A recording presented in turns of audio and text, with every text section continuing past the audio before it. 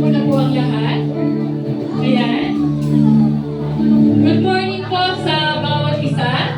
Merry Christmas po. Pakitabi sa inyo kami, Merry Christmas. Ayan, ilang araw na lang, 4 days to go at Christmas na. So sa lahat po ng ating children, kayo po ay ini-invite natin, yung children natin ages 4 years old to 10 years old, ini-invite po natin sa children's area. Ayan. Andun po yung ating naggagwapuhan at nagaganda ang mga teachers na may mga inihandang mga magagandang maraming inihanda para sa ating children. Excited na po ba ang lahat? Praise God. Pwede po pumalakpak ang lahat na excited. Ayan.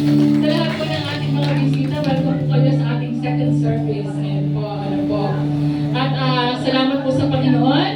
Kung ready na po, handa na po natin ang ating katulad nga, yung pagiging attentive natin. Mag-focus po tayo sa salita ng Panginoon sa oras na to. At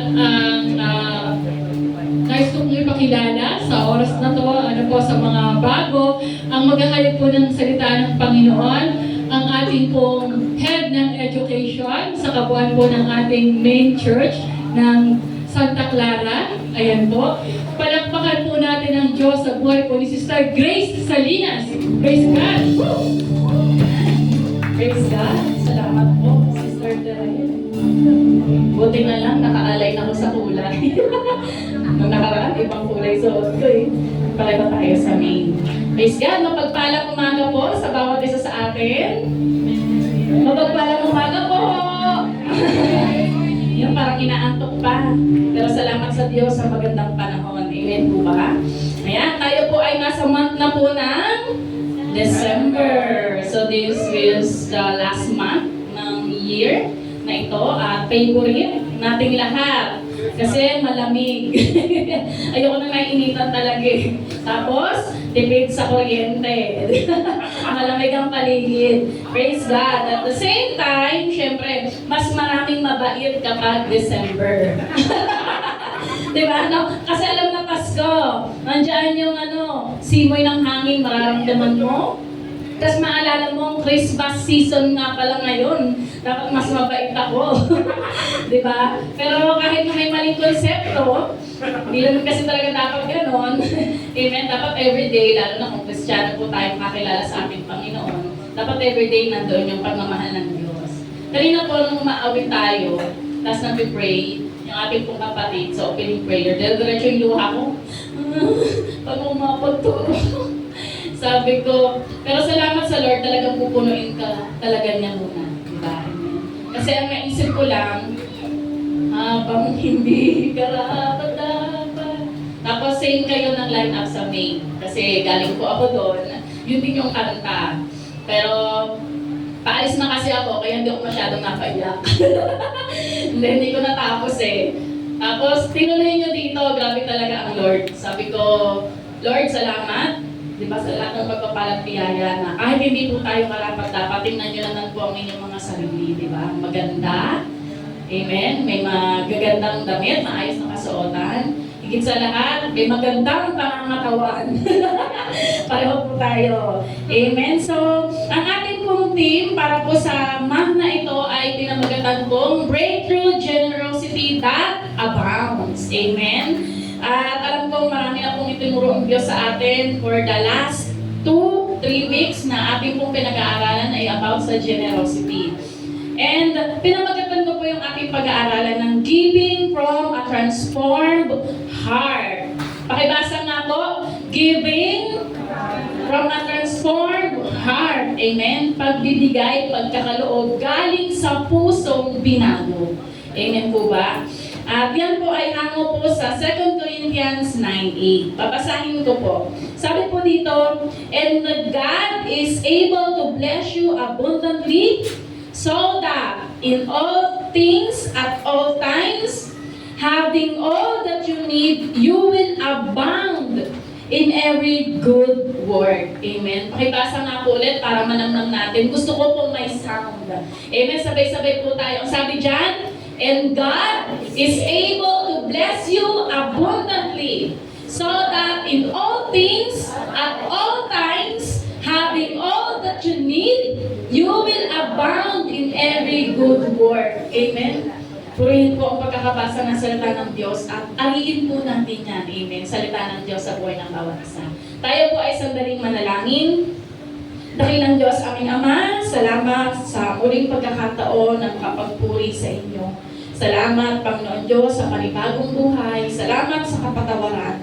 At salamat, Panginoon, sa pagbibigay ng pagkakataon na muli makapag-aral ng iyong salita. Muli, Panginoon Diyos, maitaas ang iyong pangalan. At sa umaga pong ito, Lord God, wala po kami ibang hinihiling, kundi malikhaan niyo kami, O Lord Jesus, ng pusong mapagbigay. Puso, Panginoon Diyos, na binago. At hindi kami lalabas sa lugar nito, Panginoon Diyos, na hindi mo napagpapala ang buhay ng bawat isa. At alam namin, O Lord God, whatever yung ina-expect na aming mga puso, more than pa po dito, ang iyong ipagkakaloob at ibibigay sa amin. Give us a clear minds, O Lord God, a peaceful heart, Panginoon. At hayaan mo, O Diyos, ng iyong banal at makapangyarihang salita ang siyang sumakop sa buhay ng bawat isa. Nang sa gayon, Panginoon, amin pong malakaran ang lahat ng ituturo mo, Panginoon, sa buhay ng bawat isa sa umaga po ito. Ito po ang aming dalangin at pinagkakatiwala na po namin sa iyo mga susunod pa pong oras sa tanging pangalan po ng iyong bugtong namin na si Jesus. Amen. Isa nga pong malakas na palakpak. Welcome, Holy Spirit. Amen. Palakpakan po natin ang ating Panginoon. Samahan po tayo ng banal na Santong Espiritu sa pag-aaral ng kanyang salita. Yan ang sabi po dito sa ating pong introduction. Babasahin ko po. Yan. Christmas reminds us that generosity begins with God. Amen. Sabi ko nga po, 2 weeks, 3 weeks na yung nakalipas na marami na pong naituro at naibahagi sa atin. At alam ko po na lahat po tayo ay naturuan na o napaalalahanan. Amen po ba na ang generosity o yung pagiging mapagbigay, amen, ay nagmula po sa ating pong Panginoon. Sabi po dyan, before we ever gave anything, God gave first. Amen. Ibinigay niya po muna yung kanyang buhay sa atin. Amen. Kaya po tayo natutong magmahal. Alam niyo yung kantang ano, I love because you first loved me, a sinner saved by grace. Diba? You exchange your blameless life for mine, a debt I can't repay. Kumbaga, ang Diyos ang unang nagbigay. Amen po ba sa buhay po ng bawat isa na kahit hindi po tayo karapat-dapat tulad po ng inawit kanina, pinili pa rin po ng Diyos, amen, na ialay ang kanya nag-iisa utong na anak para sa kailigtasan ng buhay ng bawat isa sa atin. And I hope clear po yun sa buhay ng bawat isa. Amen? And I hope naiintindihan at nauunawaan po natin na tayo po ay unang binigyan, pinagkalooban ng ating pong Panginoon. Ang sabi po dito, He did not give out of excess, but out of love. Amen. He gave His Son. True generosity is not measured by the amount we give, but by the condition of our hearts. Amen. Ang totoo daw pong mapagbigay, amen, ang sabi po dyan, ay hindi nasusukat sa halaga, amen po ba, ng ating ibinibigay. Kundi, ang sabi po dyan, condition of our hearts. Amen. Nakatingin po ang Diyos sa kalagayan ng puso ng bawat isa habang tayo po ay nagkakaloob at nagbibigay. Pakitabi po yung inyong katabi, pakisabi, condition of your heart. Diba? Condition of your heart. Yun yung tinitingnan ng Diyos sa pagbibigay sa buhay po ng bawat isa sa atin. Sabi po dito, when our hearts are transformed by God's love, generosity flows naturally. Amen. Kung ito po ay i-comprehend ko, kumbaga kung siya ay akin pong i-explain. Yan, ang sabi po dyan, di ba? When our heart are transformed by God's love, generosity flows naturally. Tatanungin ko po kayo, kapag po yung taong lumang kamay, yung taong sa salita natin ay madamo, masasabi ba natin hindi pa transform yung buhay niya? Kasi sabi dyan no?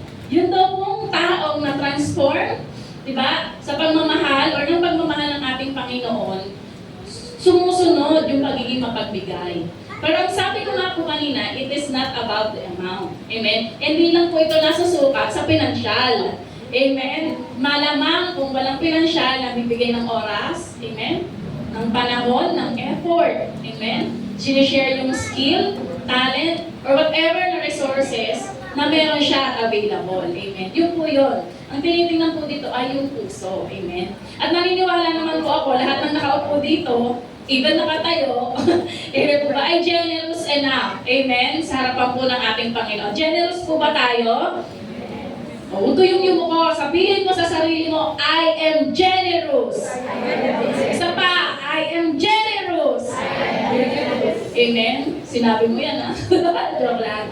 Para ano daw, mag-manifest, talagang sasabihin mo. I-voice out mo kaya pala eh. Sabi ko, bakit parang sila nalalamigan, tapos ako, hindi. Nagkamali ng tubo. Ayan. Tayo mo yan. Alright. Diba? Kumbaga tayo pong lahat ay generous at wala pong madamot dito. Amen po ba? Walang madamot. Sabi po dyan, breakthrough generosity is not ordinary giving. It is faith-filled giving. Amen. Pag sinabi pong generosity breakthrough, ang pagbibigay, amen po ba, ay meron pong kaluwagan sa kanyang puso. At, amen po ba, ang pinaghuhugutan nito ay yung pananampalataya. Diba? May kasamang pananampalataya yung ating pong pagbibigay that elevates our service to God, unlocks blessings. Amen? Sino po yung gusto na ma-unlock yung blessings na inihanda ng Diyos sa Kanya? Amen. Diba? And advance His kingdom. Siyempre, hindi po pwedeng pang-personal lang. Amen? Dapat kaakibat nito, maging kagamit-gamit din tayo, yung pagiging generous natin, mapagbigay natin, amen, para sa ika-advance, diba, ng gawain ng Lord. Ikalalago ng gawain ng Diyos. Amen po ba? Ayan. Ang sabi dyan, meron lang po tayong 4 na pag-aaralan, pagtutuunan, para matandaan natin, iiksian ko lang. Sana kaya ko. Amen? Ang sabi po dyan, generosity flows from a transformed heart. Amen? Ito yung sinabi ko po kanina. Na ang taong mapagbigay, amen po ba, o yung mga taong mapagbigay, masasabi natin na sila yung mga tao talagang may pusong binago. Amen po ba? Or hindi man totally or 100% o malaki yung binago sa kanila, pero alam natin na naramdaman at na-appreciate nila. Amen po ba? Yung blessing ng Lord sa kanila. That's why, kaya din po nilang magbigay. Amen? Because they know, maaaring they know, kung paano nilang mawalan. And alam din nila yung pakiramdam, amen po ba, ng nabibigyan. And syempre, alam ko po, mas masarap sa pakiramdam yung ikaw yung nagbibigay. Amen? Kaya nga tayo mga Pilipino, di ba, meron tayong ganitong kaugalian na kahit hindi naman sobra-sobra, talaga yung meron tayo. Hindi naman din tayo pinagkukulang. Amen. Pero kahit konti, mababawasan yung savings or halos mauubos yung savings. Kapag nakita natin may nangangailangan, o kahit ganito, kapag nakikita natin na Pasko na, amen, minsan talagang pupunot ka doon sa kikitain mo, sa suswelduhin mo. Kasi bakit? Gusto mo talagang magbigay. Hindi yung amount, di ba? Ang mga matatanda, mga magulang po namin, ni Ricky, hindi sila after dun sa amount ng ibibigay or dun sa bagay na ibibigay. Parang ang mga oldies tulad natin and yung mas medyo grown up pa sa atin, pag na-appreciate sila at naalala sila, di ba, ikinatutuwa na ng puso nila yun. Tama ba, Nay? Tay? Di ba, yung hindi ka makalimutan ng anak mo, kahit hindi naman siya yung mama, or kahit mayaman siya, pero medyo magaling lang sa pera, mag-manage, hindi ganun ka bulgar, laging magbigay. Pero kapag naalala ka ng anak mo na ito, ng sino man, taong ito, ma-appreciate mo siya. Amen po ba? Kaya nga kahit minsan, tig-30, tig-50, gusto mong i-express, di ba? Yung pagmamahal mo sa kanya through giving, bibili ka. At syempre, papakitaan ng matinding effort sa pagbabalog yun. Amen po ba? So, ang sabi dyan, ang generosity ay, kumbaga, kusa siya. Diba? Nananalaytay sa mga taong binago ng Diyos. Ang sabi nga po dyan, God is after our heart, not just our resources. Diba? Hindi sa kayamanan o mga bagay na meron tayo, pero higit sa lahat, tinitingnan ng Diyos, ano yung kalagayan ng puso mo nung nagbigay ka. Amen? Ano yung kalagayan ng puso natin nung naglaan tayo ng oras? Diba? Ano yung kalagayan ng puso natin nung tinagap natin yung responsibilidad? At alam mong ilalaan mo yung oras, panahon, pagod, kakayanan, Minsan nga talagang maglalabas ka pa, even po ba para sa gawain ng Diyos. Yun ang higit na tinitingnan ng ating Panginoon. Amen. At sabi dito, generosity is the overflow of gratitude, not pressure. Amen. Lalo na po pagdating sa financial. Minsan, may pagkakataon, and even ako na-experience ko yon nung bago-bago ako na nagbibigay ako kasi nagbibigay sila.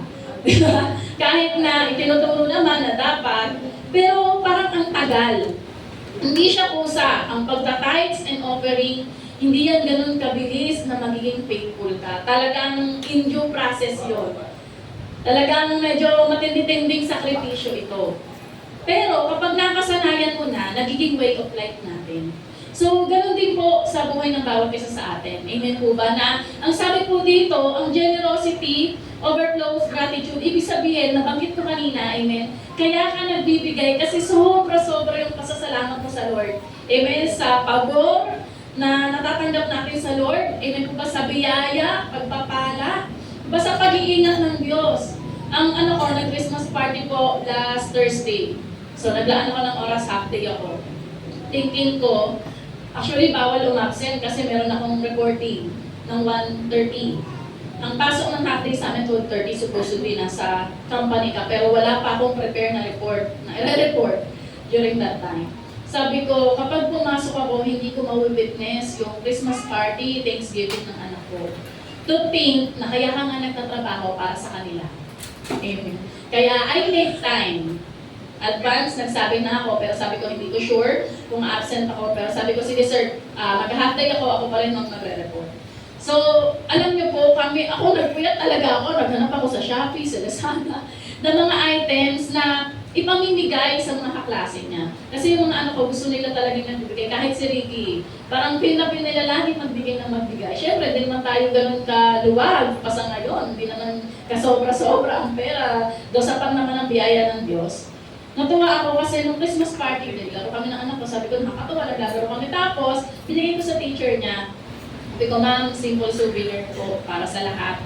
Sabi niya, wow! Sabi niya, okay, nagbigay ang mami ni Ray. Like, wala, in-announce pa. Kaya ako nga nilapit sa kanya para hindi na i-announce kung kanino galing. Baka naman sabihin, di ba, sumisipsip or ang yabang, ganyan. Pero sabi ko, anyways, wala naman, hindi naman talaga yun ang intention.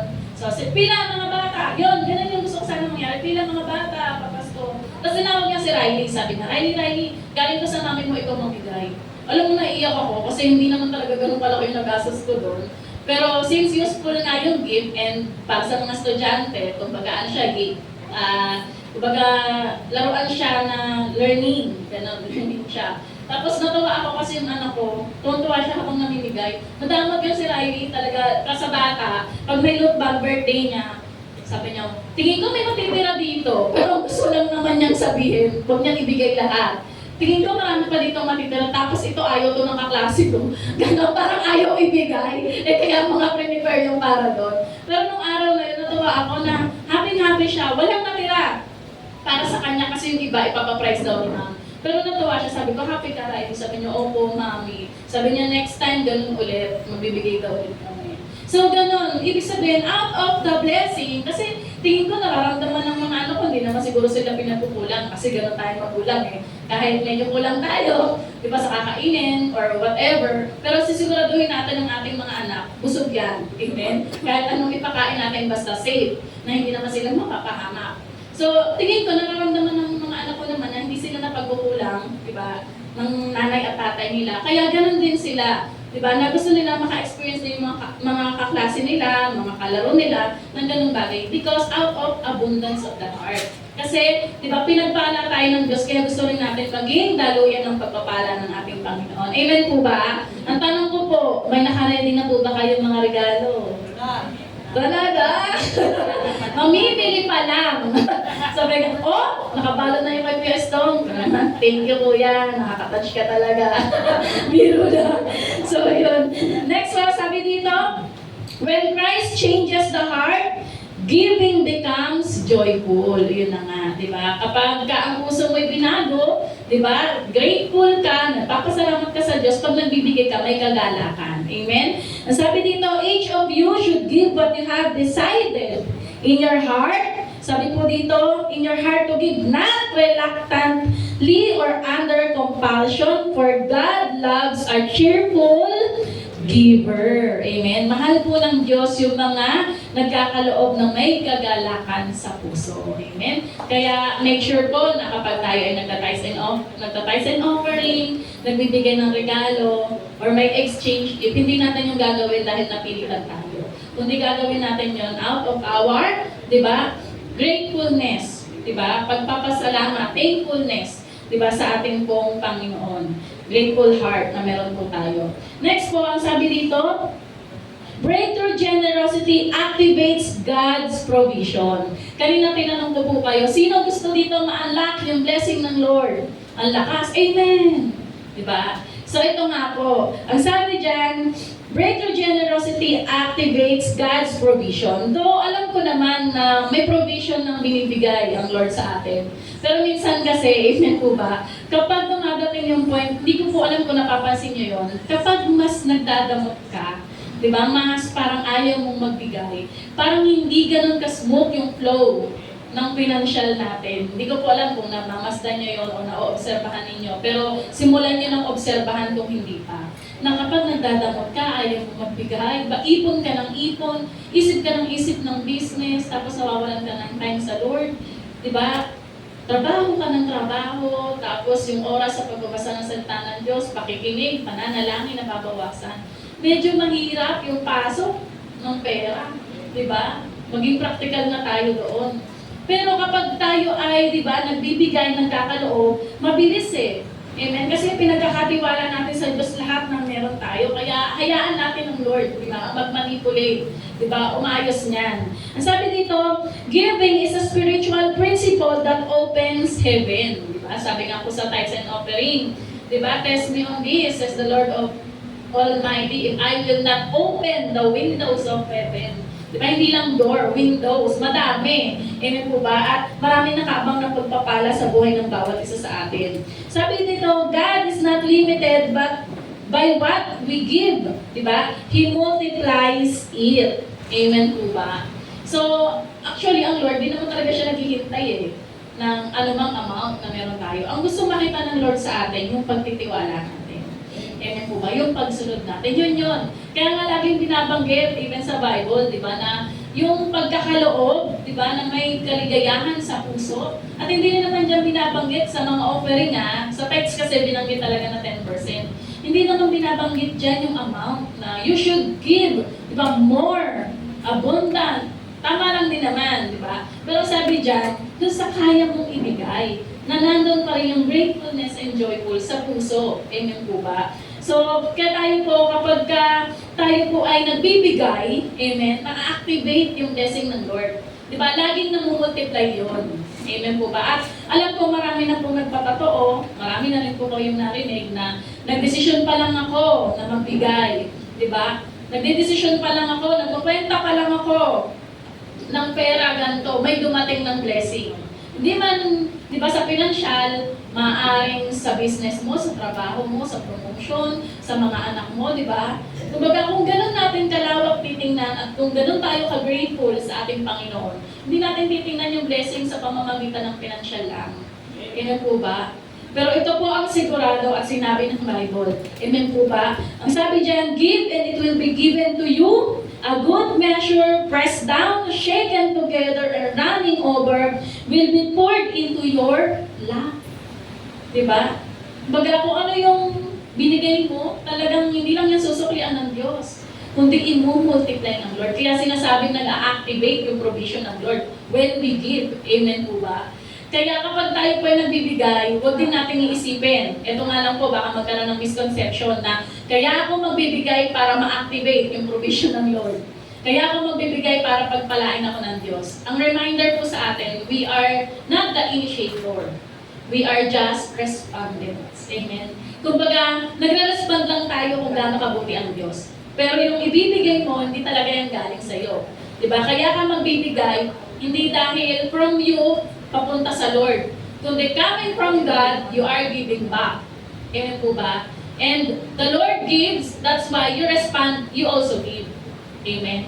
So yun yung wag nating malilimutan. At wag na wag magkakaroon ng misconception na para pagpalain ka. Totoo naman to, pero hindi natin dapat na ma-manipulate. Yun po ba na kapag nagbigay ka, pagpapalain ka. Hindi siya ganun proportionally. Amen po ba? Kaya tayo nagbibigay kasi nagmamahal tayo. Ganun yun.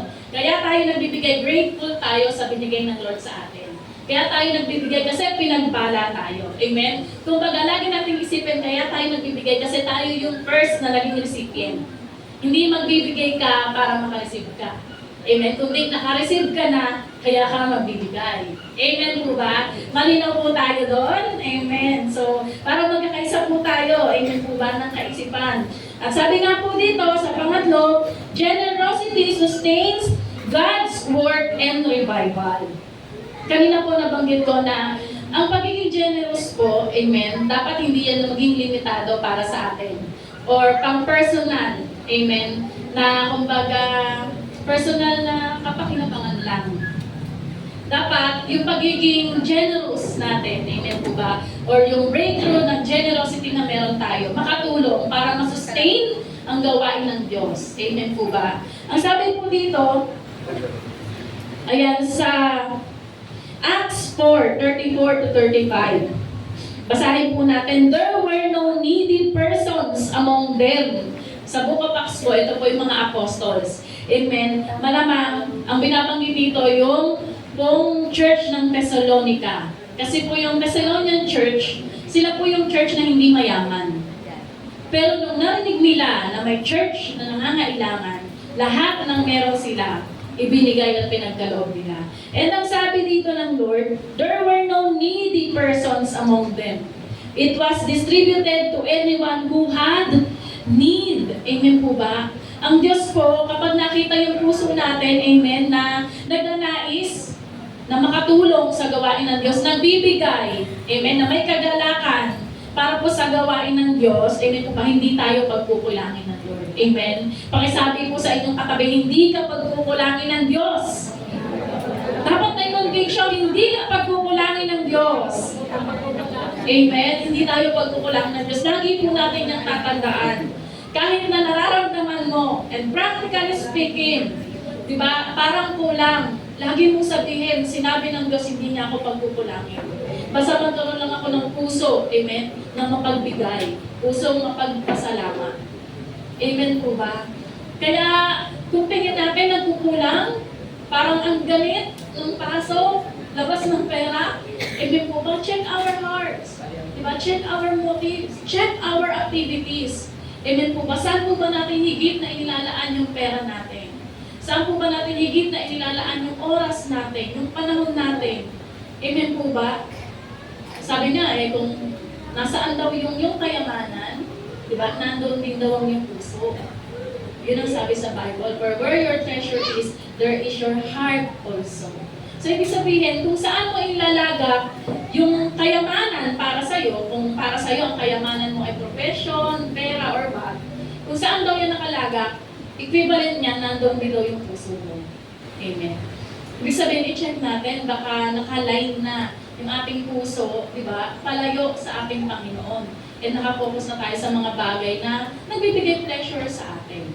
Pero sabi nga po dyan, diba? Bawat isa po sa atin ay dapat maging katulad, amen po ba, ng mga manggagawa sa Thessalonican Church. Na kapag naririnig natin na nangangailangan ng church, hindi na kailangan, di ba, na magsabi pa si pastora, hindi na kailangan kalabitin pa ng kapwa manggagawa. And sometimes, or madalas, ang church hindi po nagsasabi na we are lacking the budget, meron tayong kailangan bayaran. They're not telling that. Kasi we know na nagbibigay po tayo ng tithes and offering para po sa ikalalago ng gawain ng Diyos. And sometimes, di ba, hindi man tayo pagkulangin ng Lord sapat man, pero may mga biglaang expenses. At hindi ang church po, hindi yan basta nakakapugot ng pera, nire-request pa yun. And I know, sa mga kapwa ko manggagawa dyan, di ba, na it is not only your time, diba? Your effort, your physical, your appearance, ang nailalagap natin talaga sa church. Minsan sobra pa. And sometimes, amen, yung budget mo, lumiligo-ligo yan. Diba? Talagang nakabudget ka na, Dahil may kailangan, i-re-budget mo ulit. Re-audit ulit. Paano ulit magkakasya. Pero dapat, gusto ko, nakapagbigay ako para sa gawain ng church. Amen po ba? So, sabi diyan, generosity sustains God's work. Kaya po tayo nasa-sustain dahil sa mga tithes and offering din natin. Amen. And yung tithes and offering, kanina po binabanggit ko na, we are giving because we are blessed. Hindi tayo nabibigay dahil gusto lang natin. Amen po ba? At gusto lang natin pagpalain. At salamat po sa bawat isa kasi part po kayo kung bakit nananatili po ang church, nananatili, di ba, ang mga manggagawa na nagpapagamit ng kanilang buhay para po sa ikalalago ng gawain. At salamat din, church, sa mga kapwa ko na nandito. Amen po ba? Dahil po sa buhay ng bawat isa sa atin. Minsan kapag nanghihina ka na, pero nakarinig ka ng isang patotoo, di ba? Sa kapwa mo na nag-a-attend sa church, lumalakas yung iyong kalooban, magkakaroon ka ulit ng hope. Amen po ba? Nararanasan niyo po ba yun na minsan pag may nagtuturo or nagpapatotoo, di ba? Wala kang pinagsasabihan ng problema mo, Diyos lang makakaalam, or minsan baka asawa mo. Pero out of nowhere, di ba? May tatayo, may magpapatotoo, may magsasalita, that may experience mo na or may isip mo na parang same kami ng experience. Pero sa biyaya ng Lord, pinagpala siya. At hindi ka rin titigil na manampalataya at maniwala pagpapalain ka rin ng Diyos. Amen? Ilalabas ka rin ng Diyos sa sitwasyon na ayaw mo o nahihirapan ka sa mga oras na ito. Inisipin lang natin mga kapatid, minsan, tinetest lang din talaga tayo ng Lord. Amen? Pagdating sa pinansyal o sa mga bagay na mahalaga sa atin. Kasi gusto ng Lord na makita kung ipinagkakatiwala ba natin sa Kanya. Amen po ba? And nakakatulong po kayo. Amen. Sa church, para masustain, nakakatulong po tayo sa bawat isa. Amen po ba? Kaya yung pag-attend nyo po, huwag nyo libanan kasi mahalaga po yung presensya nyo. Amen. Hindi ko po alam kung ganun kayo, pero ako ganun ako na pag pumasok ako ng church, meron akong mga tao na kapag nakita ko, parang hindi pa nagsisimula ang service, hindi pa nagtuturo, nabibless na ako. Amen. And huwag po kayong liliban kasi maybe you didn't know. Na pag nakikita kayo ni Pastora, pag nakikita kayo ng mga manggagawa, alam niyo po yun, yung kanilang kalooban, sumisigla. Diba? And I know, ganun din ngayon. Minsan siguro pag nakikita niyo si Pastora, yung ibang mga manggagawa, diba, na ang saya-saya, pinagpala, maliwala sa mukha, parang nabibless ka din sa buhay niya. Amen po ba? Kaya generosity sustain God's work and produces revival. Amen. Nare-revive tayo. Whenever nakikita natin ang mga kamanggagawa natin na talagang pinagpapala ng Diyos out of their generosity. That's why, minsan talaga gagayahin mo, I want to be generous also. Diba?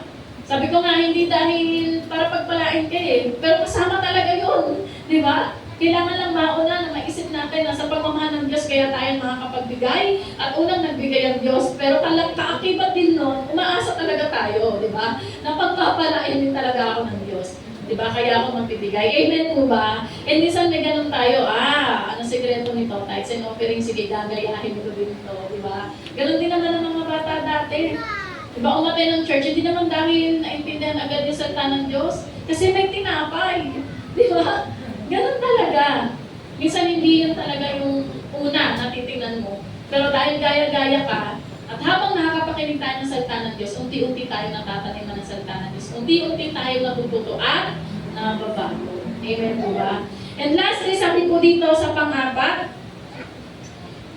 last na po ito, at ako po ay jump na sa ating conclusion. Sabi dyan, generosity multiplies God's favor. Amen. Yung pabor ng Diyos ay nagmumultiply. Sabi po dyan, God rewards generosity with more opportunity to bless. Amen po ba? Binibigyan tayo ng oportunidad ng Diyos na pagpalain kapag tayo po ay nagbibigay. Favor follows those who give with pure motives. Diba? Sabi ko nga po kanina, diba? Let us assess ourselves. And kapag nagbibigay, gusto ng Lord, diba? Meron pong cheerful heart. And nagsabi diyan, huwag niyo pong kalilimutan nasabi po diyan, ang nakaka-receive ng pagpapala ng Diyos ay yung nagbibigay ng meron pong malinis na motibo. Amen. Minsan baka nagbibigay, gusto, sige, ito yung paraffol, tapos gusto mo papipicturean ka. Sis, ito yung ang bag ko. Pakilagay naman sa GC kung magkano naging ambagan. Parang gusto mo pang ipangalanta sa ibang tao yung Ganon. So, I think, may mali doon sa motibo, kaya mo yung ginagawa. Amen po ba? So when we are giving, let us check also our motive. It should be pure. Amen? Dapat puro na kabutihan, di ba? Para sa kalwalhatian ng Diyos, yung gagawin natin ito. Or, di ba, kaya mo yung gagawin para makatulong. And, di ba, minsan kaya mo gagawin yung para makita mo na yung naka-receive tuwang-tuwa. Amen? Na hindi mo niya alam na galing sa'yo.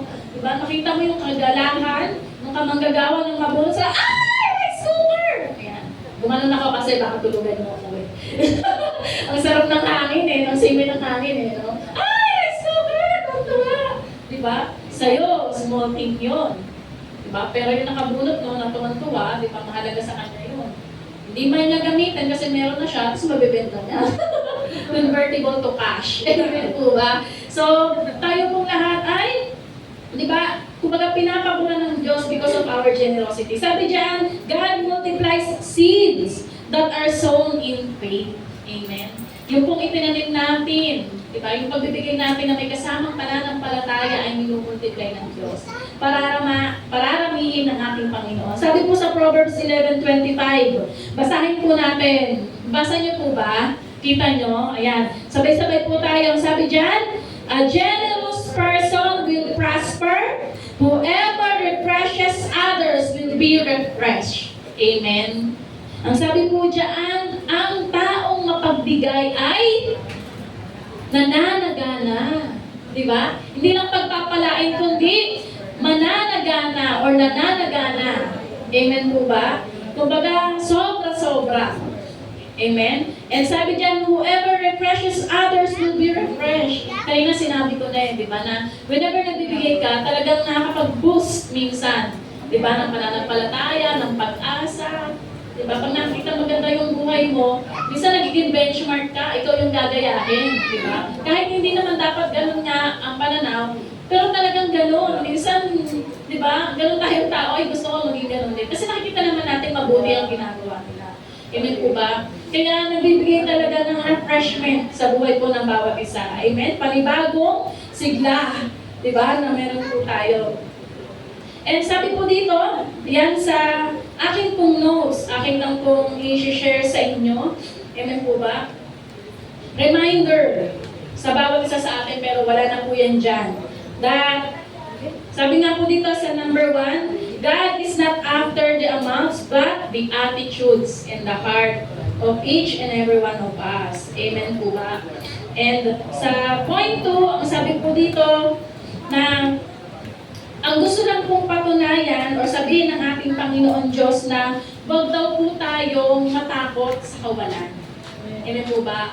Kung sa mga pagkakataong itong kapatid, sapat lang, yung meron tayo, or tingin natin talagang kulang. Amen po ba? Wag po natin yung katakutan. Amen. Pagpos, maging panimula yun. Amen. Nang, iba, pagiging mapagbigay. Out of nothing, out of lack, magbigay ka pa rin. Amen. Ibigay mo pa rin yung para sa Diyos, ibigay mo pa rin, amen po ba? Kung ano yung dapat ibigay na tax, amen po ba? Ang prinsipyo ko po bilang isang Kristiyano, bilang isang babae, na ako po'y walang, hindi ako sobrang tapang, pero laging po akong kampante kapag alam kong tama yung ginawa ko. Kahit merong mga pro-kontra at hindi papabor sa akin. Kahit po sa trabaho. Lagi kong tinuturo sa tao ko na kapag pupunta ka sa process, kapag kakausap ka ng mga managers, lagi mong i-secure na bago ka humarap sa kanila, nabasa mo ang standard. Sabi ko. Hindi ko alam kung nakaka-relate yung iba. Nabasa mo yung SOP, minsan ganun yung tawag, di ba? Nabasa mo kung ano yung nasusulat. Para pagharap mo sa kanila, kahit sino pa sila, kahit supervisor ka, tapos manager sila, pero pag ang pinag-usapan na ay sino ang tama at sino ang mali, amen po ba, hindi ka nila kayang tagunin. Bakit ko po sinabi yun sa tao ko? Because na-experience mo yun. Amen. QC ako, quality controller po ako, supervisor na pumasok sa company. Pero hindi pa po ako born again. Pero itong ikukwento ko na born again na po ako. Supervisor po akong pumasok sa company. Nakaharap ko po yung division manager. bago ako, ang una niyang tanong sa akin, o QC ka, kaya mong pahinto ng machine? Sabi niya gano'n sa akin. Hindi pala gano'n ang tono, iba. O QC, bagong QC natin yan. Ano nga pangalan mo? So, si Grace po. O si Grace. Tatanong ko, kaya mo bang magpahinto ng machine? Oo naman sir, papahinto lang eh. Ganun yung sagot ko. Diba? Kasi hindi ka naman alam kung seryoso siya or what. O yan dapat ang mga QC, magpapahinto ng machine. Tapos, nakasalamuha ko siya sa isang meeting. That's why sinasabi ko. Ang pinag-uusapan na ipagpapatakbo ng machine na nakatigil. Kaya siya nakatigil, may quality problem. So, to cut the story short, ang pinag-usapan lang naman ano yung tamang gawin. Hihinto o tatakbo. Sa production, kailangan nila mag-produce. Kailangan tumakbo. Sa QC, kung mag-produce ka lang din naman at may depekto, huwag mong patakbuhin ang machine. Amen. So, in short, nung pinag-desisyon ako, division manager po ay factory manager, ang susunod na po doon ay HQ manager, and then division manager. Ganun kataas ang posisyon. Ito po ako ng mga panahon na yun. Sabi ko, sir, according po sa ating pong standard, kapag ang ating machine is producing abnormality, you should stop. Sabi ko, dapat po nating itigil. Kaya nga pala ako tinatanong ng gano'n. Kasi may gano'n palang issue silang na-encounter na hindi pa na-report sa akin. Nung nag-meeting na, sabi, pag palihito kung wala tayong i-produce, may anong gagawin mo? Ikaw magpo-produce? Gano'n ang sabi sa akin. Sabi ko, sir, okay lang. Kung hindi makapag-produce, sabi ko, kaysa naman mag-produce tayo pag nagka-claim. Sir, pag nagka-claim, ikaw ang sasagot? Sabi ko gano'n sa kanya, hindi ka magkaka-claim. Kasi nga po, may quality problem na. Kahit isang piraso yan, pag naging claim yan, sabi ko, hindi naman po kayo yung gagawa ng report ang magpapaliwanag kami. Sabi ko gano'n. Pero okay lang sa akin, sir, patakbuhin natin. Basta pag nagka-claim, sabi ko, patakbuhin natin, dokumento natin, pipirmahan nyo. Pag nagka-claim, kayo po yung sasagot. Pero gano'n yung tono ko. Magalang pa rin naman, di ba? May konting tingin lang. Sabihin niya, sige, huwag na patak, ayusin niyo yan. Rabi, i-check niyo yung machine, ano yung problema, lalala. So yung division manager po na to, in short, ngayon, ka-close ko po siya. Sabi ko sa kanya, sir, so kung natatanda ko yung first meet-up natin. Sabi niya, oh, ganyan. Ito yun, ito yun. Oh, sabi ko, hindi mo na matandaan. Sabi niya, pero alam mo, sabi niya, kaya niya daw ako kinuha. Kasi alam niyo pong ginawa niya, meron akong manager, tinanggal niya yung manager na yan para lang mabigyan ako ng posisyon. Nilipat niya sa ibang department. Gusto niya akong bigyan ng posisyon. Gusto niya akong gawing manager. And salamat po sa Lord ngayon, naging manager na po ako. Diba? Sa company namin. So, higit doon, may pinagkatiwala sa kanyang isang buong building, kinuha niya lahat ng alas. Meron siyang bata sa programming, meron siyang bata sa maintenance, may bata siya sa production, at ako ang bata niya sa QC. Sabi niya, ako magre-return, pero ako proud sa mga bata ko. Bata ko tawag niya na talagang matindi daw ang kaisipan at kayang makipag-deal sa lahat ng problema. At yun po yung gusto ko pong sabihin, amen po ba, sa buhay ng bawat isa. Huwag tayong matakot sa kawalan, whatever the situation that we are facing, kapag alam mo na tama yung sinasandigan mo, tama yung ginagawa mo, at tama yung motibo mo, amen po ba, wala kang dapat katakutan. Amen po ba? Dahil kasama po natin ang Diyos. Amen? Palakpakan po natin ang ating Panginoon. Nasabi po dito sa ating conclusion, yan. Breakthrough generosity is not about money, di ba? It is about trust, about obedience and love. Amen? Christmas reminds us that God gave His very best for us. When we reflect Christ's heart through generosity, we experience God's favor. Amen po ba? Supernatural provision in the joy of advancing His kingdom. Lagi po natin tatandaan, amen po ba, ang pagbibigay, di ba? Ito ay sumisimbolo po, amen? Ito ay patungkol sa pagtitiwala. Amen po ba? Sabi ko nga po kanina, nabanggit ko, di ba? We should give even we don't have, even we are lacking. Because we trust God. We obey God. Amen? Pag nakita mo ang budget kulang, pero sinabi ng Lord, mag-tithes ka, ibigay mo yung 10%, obey. Amen? Subukan nating sundin. At bantayan natin, i-monitor natin kung paano gagalaw at kikilos ang Diyos. For what you have, na ibinigay sa ating Panginoon, imumultiply niya po yun. Hindi niya tayo pagkukulangin. Hindi niya tayo pawawalan. Amen? It is about obedience and trust and love. Amen po ba? Eh sa ating pong application, syempre hindi tayo lalabas na hindi natin alam kung paano natin isasagawa. Amen. Na lahat ng natutunan natin, okay, ang ganda. Ano natutunan sa church? Ang ganda nga naturo si Service about giving, ganito. O tapos ano nang gagawin natin dahil napakinggan natin yun. Amen. Kailangan meron tayong application. Amen. Sabi dyan, this Christmas, as we celebrate the greatest gift, ano po ang greatest gift sa atin, ng ating pong God the Father? Si Jesus. Amen. As we celebrate Jesus, let our hearts overflow with joy and gratitude. Moved by God's love, may we give freely and cheerfully. Amen. Reminder sa atin yan. Trusting that every act of generosity reflects Christ's heart. Amen. Every act of generosity reflects God's heart. Every time na magbibigay na may kagalakan, it reflects yung puso ng ating pong Panginoon. As we share that God has given us, we celebrate His faithfulness, experience His provision, and become a blessing that brings light, hope, and love to others for the glory of God. Amen. Pakisabi po sa inyong katabi, may you be a blessing. Amen. This Christmas season. Amen. Naway maging pagpapala po tayo. Amen. Sa buhay ng bawat isa. Not only this Christmas season, kundi sa bawat araw po ng ating buhay. Amen. Sige po tayo pong lahat ay tumayo. Tayo po ay aawit ng samong awit sa ating pong Panginoon. And I will pray for you sa umaga pong ito.